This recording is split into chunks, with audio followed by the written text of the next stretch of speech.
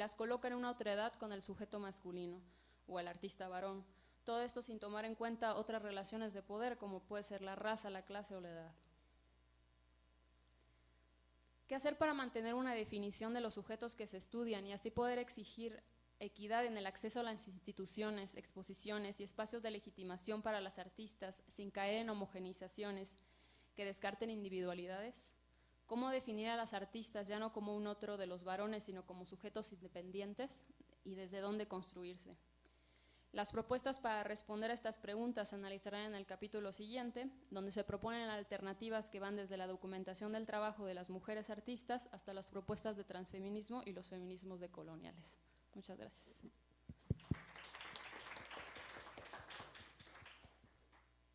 Muy bien, Susana, muchas gracias. Abrimos la discusión.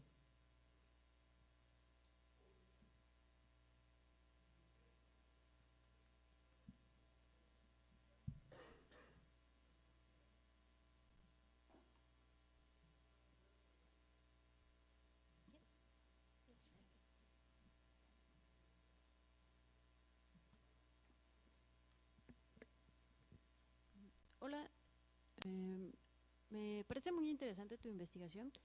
Desde la vez pasada yo quería preguntarte algo respecto a la cuestión de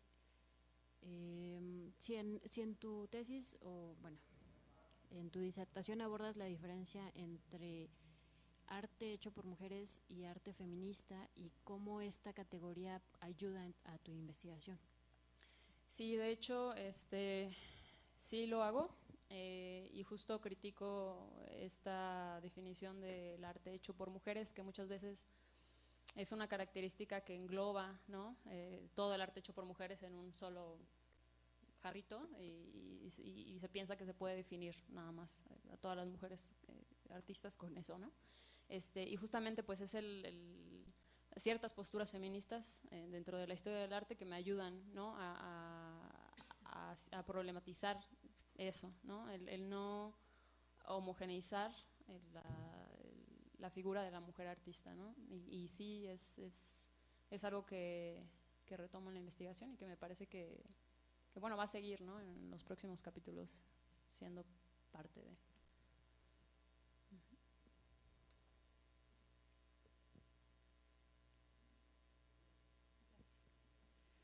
Bueno, muchas felicidades. Me hace súper interesante tu tema y se me hace muy interesante que lo estés aterrizando precisamente en Querétaro, porque, bueno, para empezar en México, pero descentralizándolo de la Ciudad de México y aterrizándolo en Querétaro. Y bueno, quería preguntarte, sugerirte o no sé, en el momento en el que empieces a investigar cuáles son las posibles razones o lo que tiene que ver en que las mujeres no participen tanto en exposiciones, etcétera, ya sea raza, género, clase, como mencionabas. Creo que también un factor muy importante es la maternidad, porque muchas artistas mujeres, por lo menos en el siglo pasado, tenían que escoger entre ser artistas y entre ser madres. Ahorita se ha abierto un poquito más el espectro, pero sigue siendo, sin embargo, un punto muy importante en por qué se reduce la participación de las mujeres, tanto por parte de ellas mismas como por parte de los curadores de las instituciones en todo esto. Entonces, sin que te claves, o sea, creo que es un punto importante a considerar.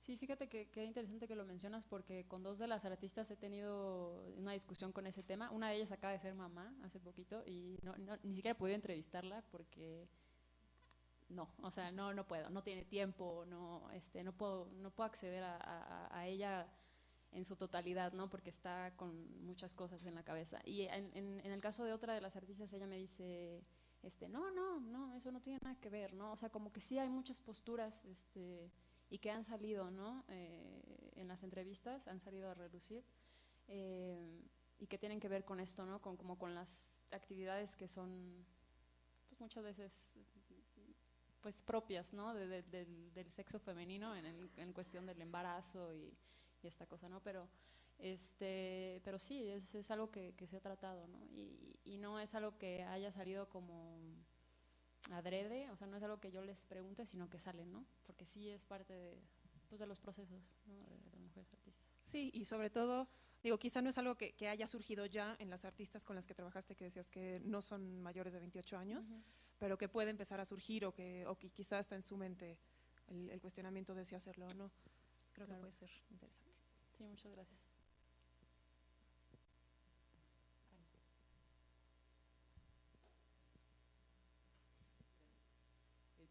Muchas felicidades también, Susana. Y como que no me queda muy clara la estructura de la tesis, porque inicias como con toda esta, bueno, con la exposición en la que tú fuiste curadora, ¿no? Entiendo. Y das estos números, estos datos, ¿no? Como duros, en fin. Y después te vuelcas hacia una crítica, ¿no? De estos como elementos binarios a partir de las entrevistas. Sí, Ay, en lo fin, que pasa es que… y no entiendo cómo sí. vas a seguir. Sí, en un primer capítulo, que es se plantean las tres problemáticas que salieron de esta discusión, que fue a partir de la exposición, y que tienen que ver con cómo se involucra el género en la producción artística, las representaciones de lo femenino y bueno, las exposiciones solo de mujeres artistas, ¿no? Entonces, a partir de esto es que salen los cuestionamientos y yo me pregunto por otras cuestiones como es esta clasificación de lo binario, etcétera. Y en un segundo capítulo, más que nada son propuestas desde estos cuestionamientos que surgen del mismo caso de la exposición y que tratan de dar como pues no como respuestas, pero sí alternativas a las problemáticas que surgieron, ¿no? A partir de la exposición, porque también tuvimos como mucha crítica en cuanto a por qué están haciendo una exposición solo de mujeres artistas, ¿no? Como ya no tiene sentido, ya no es necesario, como todas estas sí, problemáticas que surgen de un caso en específico, ¿no? Y entonces en el segundo capítulo pues me vuelco más a las propuestas. A ver, contextualizo un poquito porque a lo mejor eso faltó, ¿no? Susana ahora está trabajando como estudio de caso porque tiene que ver justamente con su experiencia y su involucramiento dentro de este proyecto, que es un proyecto que tiene ya varias ediciones y que va a seguir. Entonces, un poco lo que creo yo que está planteando tiene que ver con todos estos cuestionamientos interesantísimos que surgieron de las mismas exposiciones, que están surgiendo a través del trabajo de las entrevistas que está haciendo con las artistas que participan, y la idea es como poder profundizar en todo eso para planear las nuevas ediciones de la exposición que siguen. Y sobre todo del discurso, ¿no? Que se tienen con esas exposiciones, o sea, no simplemente como exponer y ya, ¿no? El trabajo, sino sí generar como un discurso que tiene que ver con los estudios de género, al final, ¿no? Claro. También. Sí. Sí. Bueno, perdón. Ahorita con lo que comentó Dina y lo que comentaste tú, me parece que podría ser interesante pensar también como, bueno, me parece que como dices que vas a hacer todas estas propuestas a partir de esas problemáticas, me da la impresión que a lo mejor una cosa interesante es como que desarrollar un proceso que no se reduce nada más a una exposición, ¿no? Sino pensar tal vez en algún proceso de talleres o que forma como un trabajo de grupo el cual puede desembocarse en una exposición, pero justamente ya con el soporte de la exploración de estas propuestas, ¿no? Estoy pensando en una exposición que tuvimos, una experiencia que tuve el año pasado en Culiacán que surgió así, como una exposición que se hizo a partir de un taller, y de hecho fue muy interesante porque desde entonces como que el grupo que se formó en el taller, que trabajó junto con la exposición, empezaron a desarrollar más propuestas colectivas, no necesariamente individuales, ¿no? Y pues ha seguido como haciendo cosas, ¿no? Entonces creo que podría ser pensar también un poco en la dinámica, no solo en las propuestas, sino en qué dinámica es el adecuado para generar una propuesta que soporta, podríamos decir, el desarrollo como de una comunidad que está trabajando esas problemáticas que identificas desde otros lugares, ¿no? Incluso su interfacio con problemáticas sociales, no nada más artísticas. Sí, de hecho, a la par de la exposición tenemos otros proyectos que son los talleres, pláticas, también tenemos estas reuniones con las artistas para involucrarlas como en un proceso más de grupo.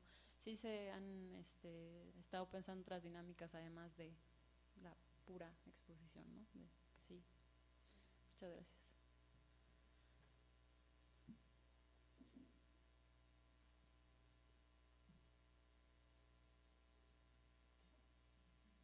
Entonces, muchísimas felicidades, Susana, muchas gracias. Y vamos a nuestra última presentación del día de hoy, a cargo de Marisol Rojas Oliveros, titulada Los procesos de producción, reproducción y exposición de la estampa en las prácticas de intervención urbana.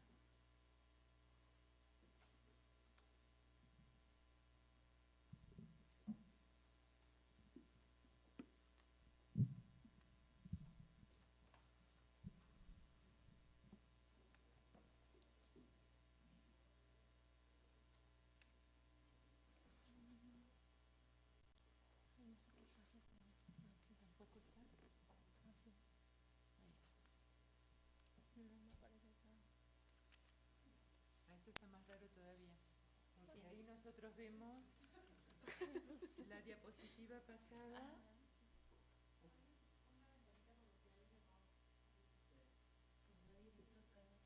Send error, report. Pero es que no vemos nada de eso. O sea, casi si el mouse no se está moviendo. Pero es que ni el mouse se mueve.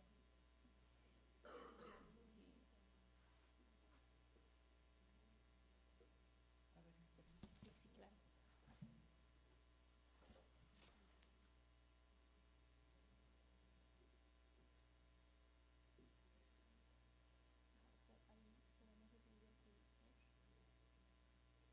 ¿Ahí alguien ve el mouse por algún lado? No.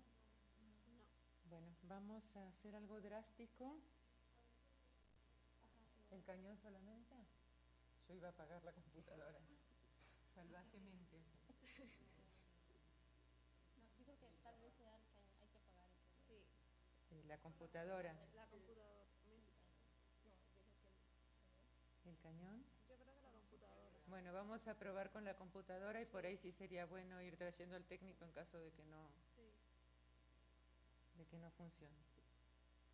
Ah, pero fíjense que ni siquiera esto. ¿Y si lo desconectas y lo ves en la pantalla y lo haces en la pantalla? No, está como trabado. Ahora está apagado. Ahora voy a volver a prender. Se veía otra cosa, no lo que se proyectaba ahí.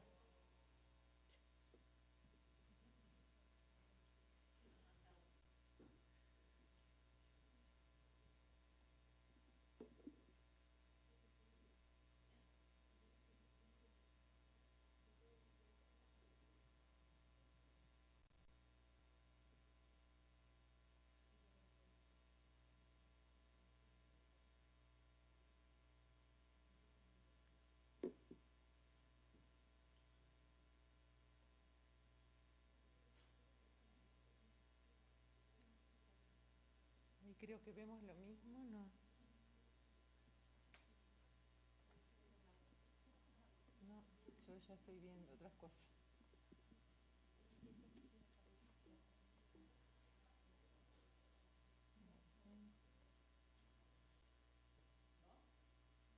No.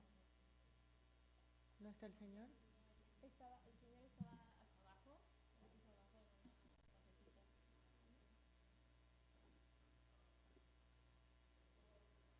Es que lo tienes que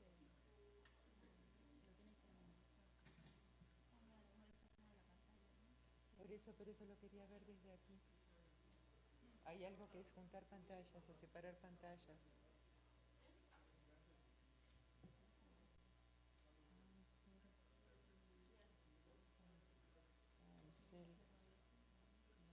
Pero esta ahora sí se vio bien.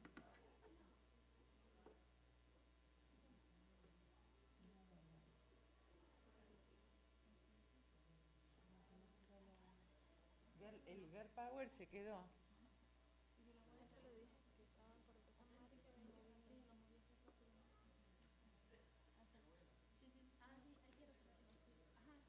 Al revés de cómo voy yo ahí. Pero ¿cómo saco el girl power?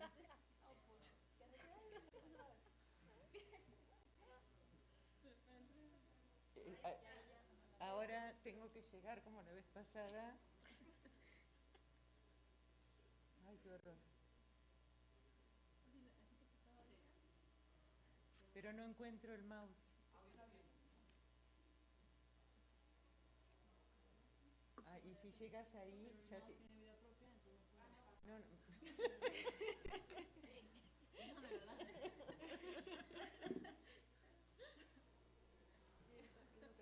Yo creo que hay algo, hay que juntar pantallas o separar pantallas. Fácil decir. Ahí me voy a preferencias del sistema. Y ahí algo que es como display, ¿no? Display. ¿Y qué le digo? Gather windows.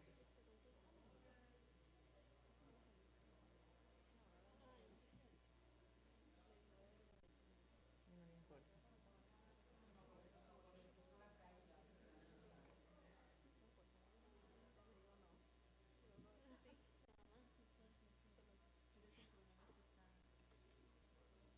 Mirror display, mirror display.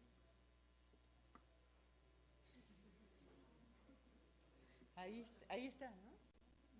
Sí, sí, sí, sí, sí, sí, sí, claro que sí.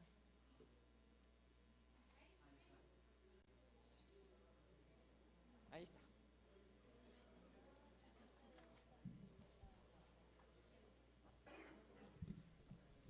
Ahí, bueno. Qué suspenso. Sí. Ahí está. Ok. Ya. Pero creo que Ya, ya, ya, ya. sí, ya puedo empezar. Sí. Ok. Bueno. ¿Me apareció? Sí, ya. Sí. Y ya solo clic, ya no Ya hagamos solo más clic nada, con ¿no? la flechita Sí, ya. para que no Ok, tengas que ok, hacer nada perfecto. raro. Bueno, pues buenas tardes. Yo soy Marisol Rojas, de formación soy artista visual y mi tesis se llama Imágenes en resistencia, la estampa y su inserción en el espacio público, retrato de Silvia Elena de Swan y Sembremos sueños, cosechemos esperanzas, de la pistola Stencil. Bueno, en este capítulo explico cuáles fueron los procesos por los que pasaron los impresos tradicionales para llegar a lo que hoy en día se denomina estampa en el campo expandido, que tiene estrecha relación con las intervenciones urbanas. La característica fundamental de la estampa impresa es el resultado de un proceso que requiere una plancha que puede ser de madera, metal o piedra, que se graba, se entinta y se imprime con ayuda de un tórculo o prensa. La prensa litográfica es la que ven en la parte inferior derecha. Las técnicas principales de estampación se agrupan en grabado en relieve, hueco grabado, los procesos planográficos, que es la litografía, y el estarcido, que su creación es a través de plantillas. Cada una de estas tiene cualidades específicas que los artistas grabadores necesitarán dominar para después poder experimentar con otros materiales, procesos y soportes. Para comprender las propuestas gráficas públicas contemporáneas, es necesario analizar las producciones de la imprenta editorial hasta la introducción del offset, las del taller de gráfica popular y las de los grupos artísticos de los años 70. Los impresos que se produjeron aquí pretendían crear una conciencia en las masas de las distintas problemáticas sociales y de alguna u otra manera circulaban siempre en las calles. En la producción editorial, a través del dibujo satírico, los artistas hacían una crónica crítica y subversiva al ejercicio del poder de la época. Es el caso del periódico La Orquesta, distribuido de 1861 a 1864, en donde José María Villasana critica al gobierno de Sebastián Lerdo de Tejada.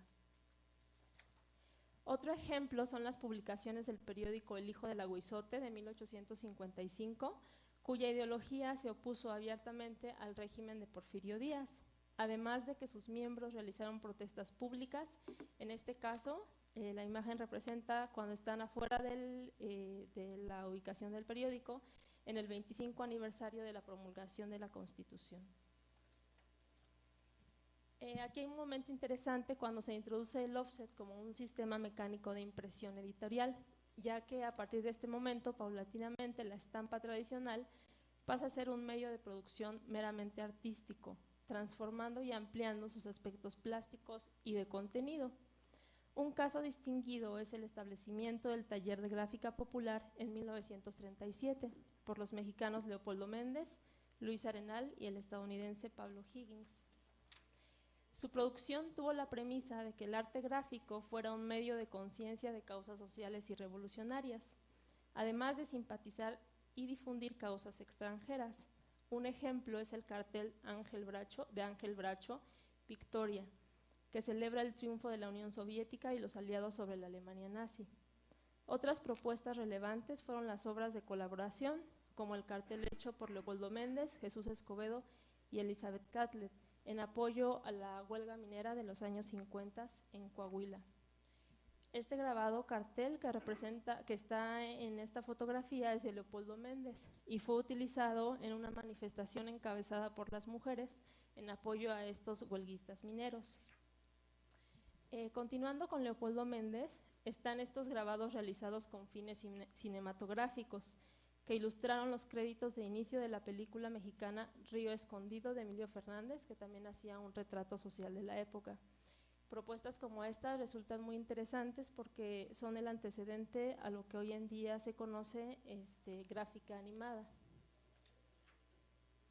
El arte gráfico era un mecanismo y herramienta visual para propagar la conciencia política y fortalecer los lazos de identificación popular. Adolfo Mesías, también miembro del taller de gráfica popular, produce en 1954 Libertad de Expresión. Esta estampa es retomada posteriormente y utilizada para las movilizaciones y protestas de la matanza de los estudiantes de 1968. En estos años, las producciones artísticas difundieron y emplazaron la imagen en los espacios comunes, propiciando la democratización del consumo artístico. Los temas y recursos estéticos fueron muy variados. Gran parte transmitía posturas e ideologías que demandaban justicia o exigían este tipo de abusos, como por ejemplo el caso de desaparición del cuerpo de Granaderos. Esta imagen después fue recuperada y colocada en los autobuses que se dirigían a estas manifestaciones. Aquí en la parte final del autobús pueden ver la misma imagen. Bueno, otro momento muy interesante para este tipo de obras fueron los años 97 y 82, donde surgen grupos que tenían la propuesta de renovar el arte de su tiempo. Algunos fueron Proceso Pentágono y Grupo Suma. Este último realizó gran parte de su obra en las calles, recorriendo el camino desde la neográfica. Aquí hago un paréntesis: la neográfica es un término otorgado por Raquel Tibol, donde la creación de la estampa recurre a instrumentos, tecnología y métodos no utilizados, cierro paréntesis, y van desde aquí hasta las propuestas de estampa en campo expandido. Este término lo recuperamos desde los estudios de Rosalind Krauss, en donde los formatos y forma de representación y presentación son transgredidos y se acercan más a la concepción de murales o intervenciones en espacios públicos. En las propuestas contemporáneas de las artistas gráficas será común encontrar representaciones del rostro y del cuerpo femenino, que serán producto de su contexto histórico-social de producción. Así, la imagen inserta en el espacio común cumple una función política. En 2014, la organización Mujeres Grabando Resistencias difunde en redes sociales la campaña Vivas Nos Queremos, que convocaba a las artistas a crear grabados y digitalizarlos. La petición era que estas imágenes hicieran visible la violencia de género y el feminicidio que padece nuestra sociedad. Los impresos digitalizados estaban disponibles para la comunidad. Se les invitaba a descargarlas e introducirlas en las calles de la ciudad o colocarlas, o también para aportarlos como pancartas en las marchas. Por ejemplo, aquí hay algunas imágenes de cómo están emplazadas en el espacio y en las manifestaciones que ha habido, ¿no? Esta última imagen es aquí en la Ciudad de México.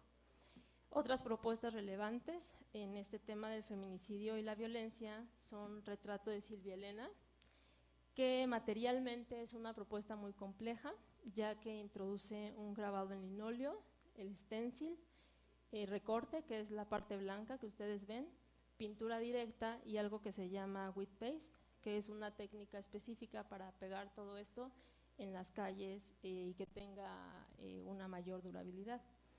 Con estos procesos de creación es posible tener varias versiones de una misma obra, y entonces esta se ha insertado en diferentes tiempos y espacios entre 2007 y 2016.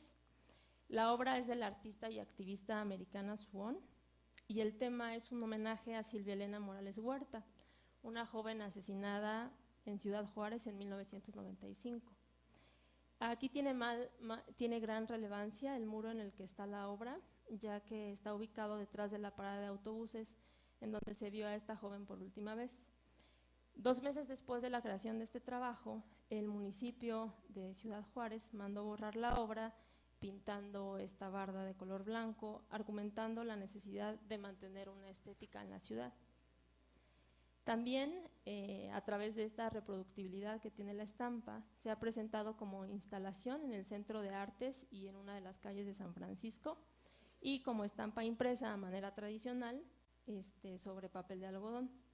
Y bueno, esta última que ven es una imagen de la instalación en la galería Honey Space en Nueva York, y aquí esta versión incluía un audio de la entrevista de la madre de la joven asesinada. En este sentido, otra propuesta es Sembremos Sueños, Cosechemos Esperanzas, del colectivo oaxaqueño La Pistola Stencil, y materialmente está realizada con plantillas de stencil e intervención directa en el muro. Esta se ha presentado en 2015 y 2016 en muros de Oaxaca, bueno, en un muro de Oaxaca, California y Estados Unidos.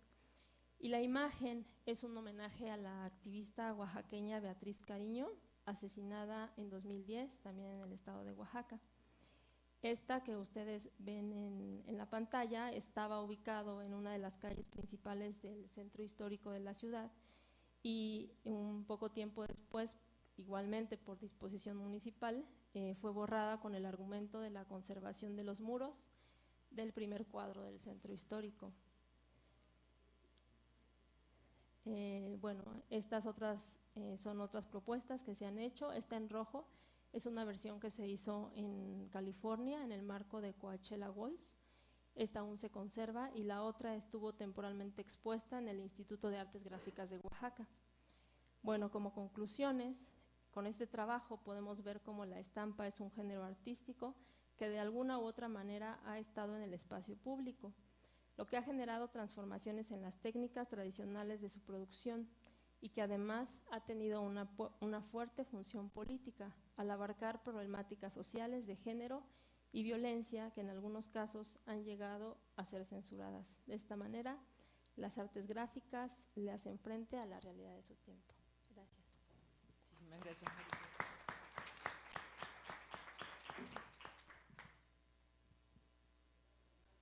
Muchas gracias, Marisol.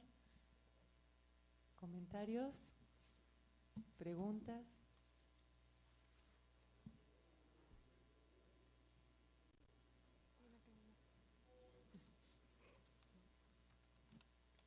Adelante.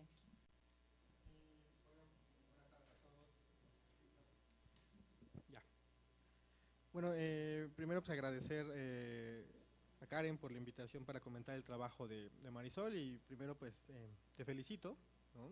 Porque hay un trabajo bastante interesante y un recorrido sobre todo de la técnica.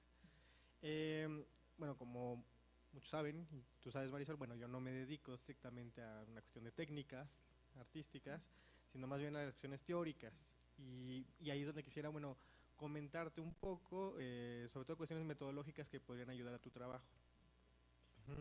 Entonces, en el recorrido que haces, y sobre todo porque te concentras en 2 piezas, quizá sea conveniente que ver cómo estas piezas también modifican e intervienen en el espacio público, no solo desde el punto de vista estético, sino también político. Es decir, una suerte de politización de los espacios, no solo del espacio político, sino al revés, ¿no? Entonces ahí podrías echar mano, sobre todo de cómo autores han señalado que mientras más arte público haya, más politización existiría, porque la ciudad vuelve a ser un campo de batalla, ¿no? En este caso un campo de batalla semiológico, de signos y de configuraciones. Y me quedé pensando en, sobre todo que me habías comentado cuando vimos lo de tu trabajo, el tema de género. Entonces aquí sería como una primera pregunta, la relación entre mujer y espacio público en este caso, estas representaciones. Y ¿qué teoría podría servirte para eso, no? Entonces primero preguntarte si has contemplado la parte de género, si piensas introducirla, sobre todo dado que sé que Karen está dirigiendo tu trabajo, y si es así, ¿cómo lo piensas insertar, ¿no? Sería como una primera pregunta. Sí, gracias. Bueno, la parte del género lo estaba pensando abordar desde la parte de la representación,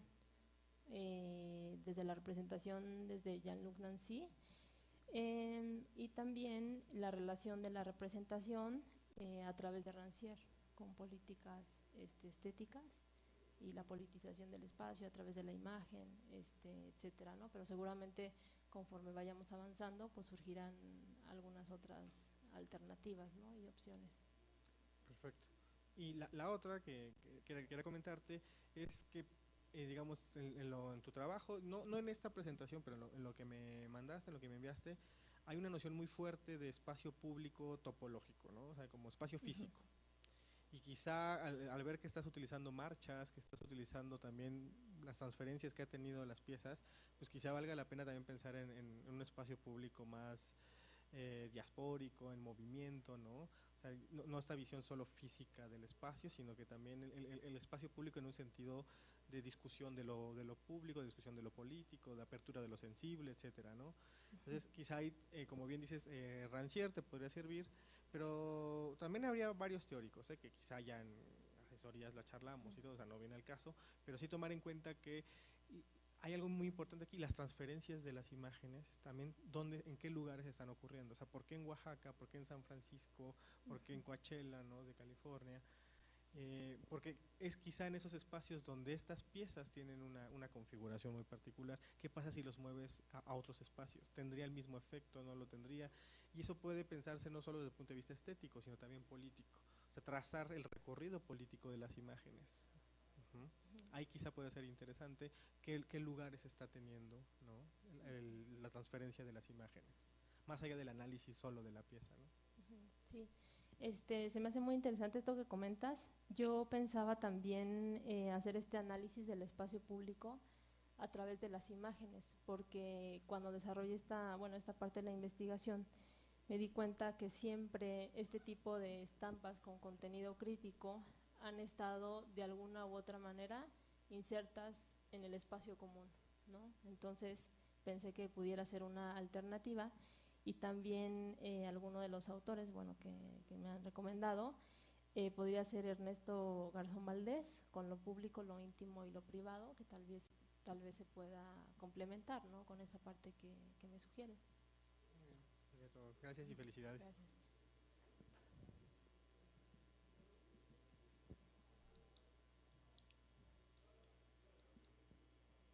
Muchas felicidades, Marisol.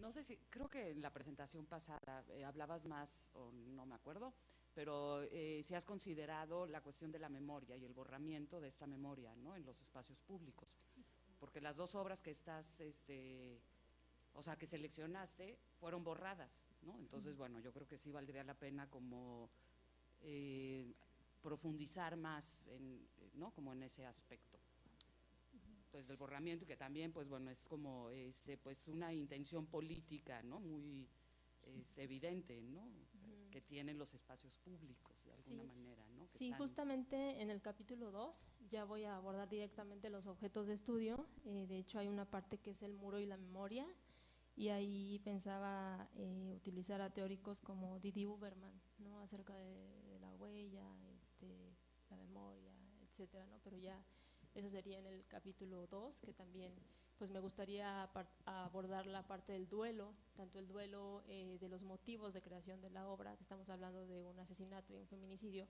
como el duelo mismo, ¿no?, de la desaparición, más o menos. Hola Marisol, bueno, justo es como una opinión conjunta de ambas consideraciones que acabas de escuchar. Sí, yo veo ahí algo muy interesante en cuestión del lugar como tal, y justo como en este borramiento, o sea, hay como un proceso de censura, ¿no? Entonces, ¿qué tanto has valorado como esta relación entre censura, poder y representación, ¿no? Que a final de cuentas ahí el borramiento viene por parte de alguien en específico, ¿no? Entonces también como analizar como un poco esa situación y qué es lo que te refiere, qué síntoma te da o hacia dónde va, ¿no? Sí, en el capítulo 3, es que vamos por partes, 1, 2 y 3, ahí es donde voy a abordar la parte de la censura, que bueno, en estas en estos ejemplos que ustedes vieron, son a partir de las instituciones, ¿no? También habría que ver el discurso, porque no fue abiertamente una censura porque no me gusta la obra por el tema, sino la argumentación fue la cuestión de la estética del espacio público, ¿no? Entonces habría que valorar también a lo mejor la parte del discurso.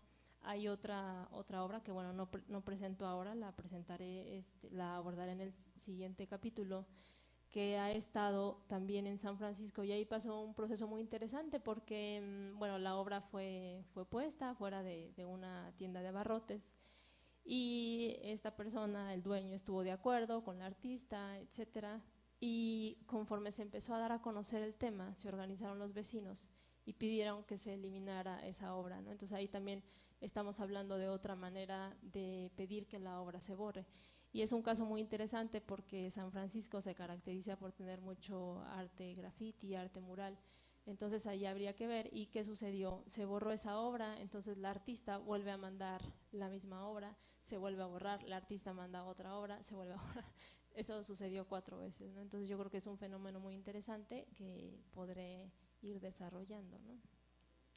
Perdón, un comentario chiquito también en ese sentido. Una cosa que me gustó mucho de este capítulo en particular del trabajo de Marisol es que hace como esta genealogía del grabado desde el taller de gráfica popular, ¿no? Siguiendo otras instancias importantes que mostró, y lo que notábamos y discutíamos en clases que siempre alrededor de eso, o en el uso, mejor dicho, estuvo muy ligado, digamos, con el espacio público, ¿no? Entonces, este cambio, digamos, al grabado del campo expandido, en realidad no es un cambio tan radical, sino que más bien se inserta en esta misma lógica, ¿no? Porque también esos grabados del taller de gráfica popular y de ahí en adelante tenían como sentido principal estar en el espacio público a través de pósters, a través de hojas volantes, y también, pensaba ahora, tienen como un carácter efímero, ¿no? Fundamental, porque no están pensados ningún póster, ninguna hoja volante, y supongo que estos tampoco, como las obras de arte, con mayúscula, para estar en un museo para siempre, ¿no? Entonces eso también se me hace como otro nivel interesante para analizar, como que se busca un efecto distinto, que no borra, para usar el mismo término, lo que decían, ¿no? Que también es importante trabajar el borramiento y la censura, pero que también la intención de entrada es otra, ¿no? Y que tiene que ver con una función más efímera.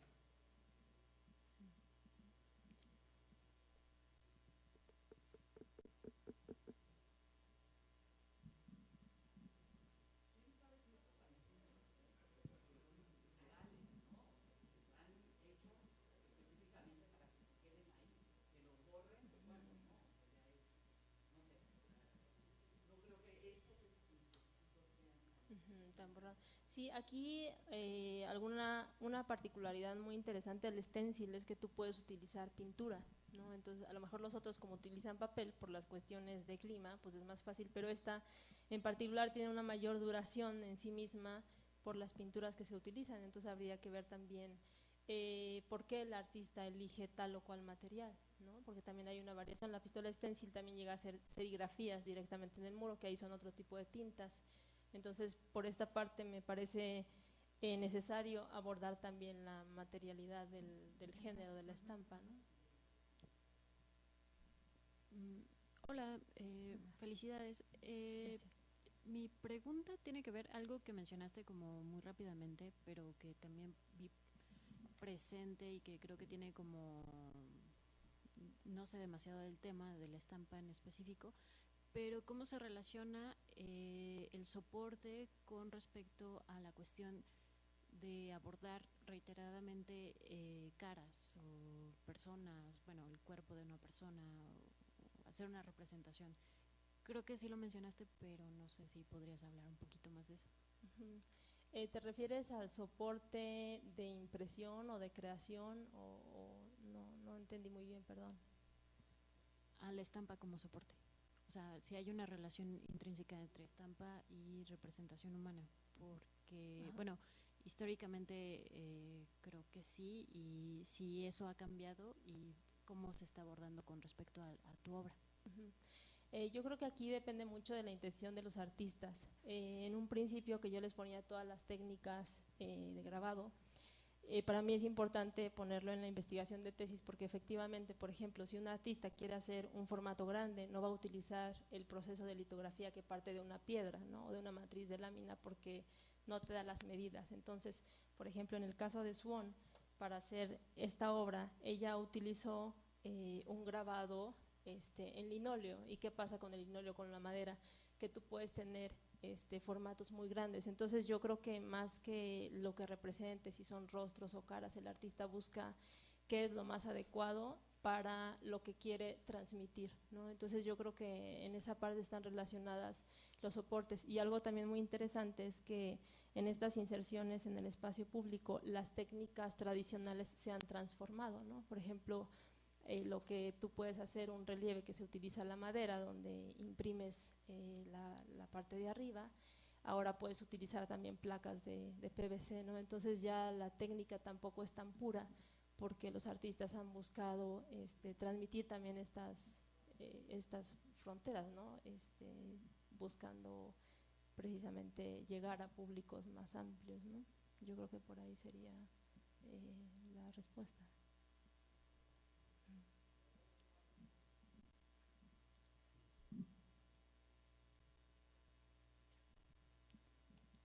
Muchísimas felicidades, Marisol. Muchas gracias.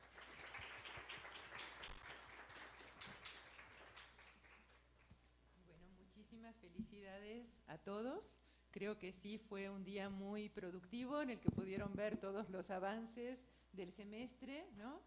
Realmente con trabajos muy interesantes. Creo que ya todos tienen o están muy convencidos y apasionados del tema que están trabajando, con una variedad de enfoques muy, muy grande, con una variedad de intereses, ¿no? Súper interesantes, y quiero agradecerles a todos ustedes por habernos acompañado, por los comentarios tan valiosos que nos han hecho. Creo que todos aprendimos muchísimo el día de hoy y bueno, vamos a trabajarlos. En un par de semanas ya tienen que entregar el trabajo final, en el que espero que aparezcan muchas de estas cosas que estuvimos comentando hoy, y también si se les ocurren más por el camino y nos quieren escribir o comentar, tenemos las puertas abiertas porque realmente creo que fue muy, pero muy enriquecedor. Así que muchas, muchas gracias y bueno, mañana sigue el coloquio con otras líneas de investigación.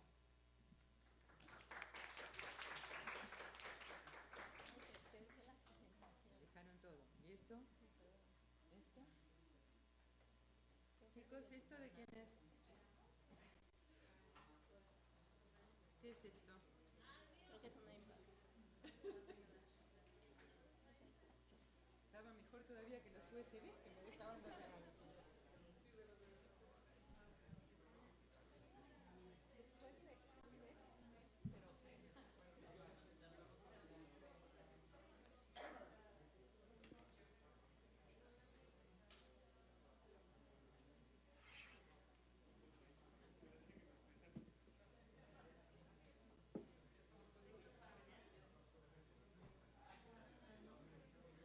Chicos, ¿son de la maestría ustedes también?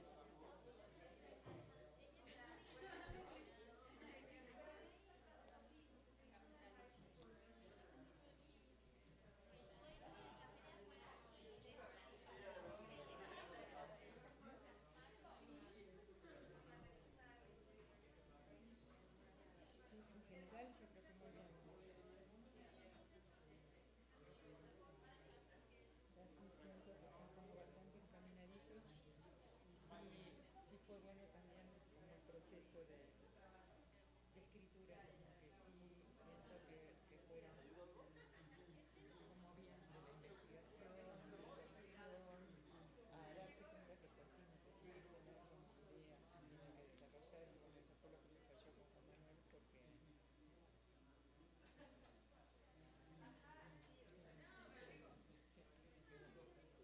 pero sí es un chavo muy inteligente, entonces sí es una lástima, pero bueno, también espero que sí le sirva como experiencia, ¿no? Porque también me dicen, "Mira, pero yo sí soy mundial". Digo, Diana también es Montessori, pero también es también ¿no? Entonces